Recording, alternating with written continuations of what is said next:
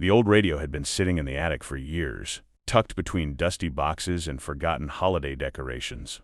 Its metal frame was scratched, its knobs stiff, and its speaker covered in a thin layer of cobwebs. It hadn't worked in decades. Everyone in the house knew that, which is why it was strange when it began to play. The first time it happened, the house was quiet. Rain tapped gently against the windows, and the air felt heavy with the kind of loneliness that settles in on long evenings.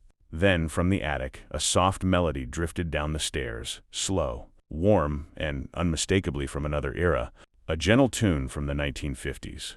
When someone finally climbed the attic steps, the radio sat exactly where it always had. No one had touched it. No one had plugged it in. Yet the dial glowed faintly, and the music played as clear as if it were brand new.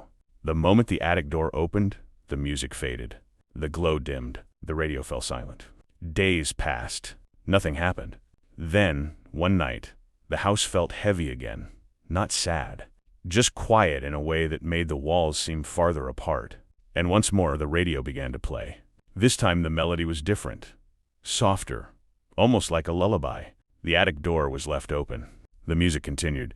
It became a pattern. The radio only played when someone in the house felt lonely, overwhelmed, or lost in their thoughts. It never startled, never blared. It simply filled the air with gentle songs from long ago, as if offering comfort the only way it knew how. One evening, after a particularly difficult day, the music drifted down again. The listener sat on the attic steps, not going all the way up, not turning the radio off, just listening.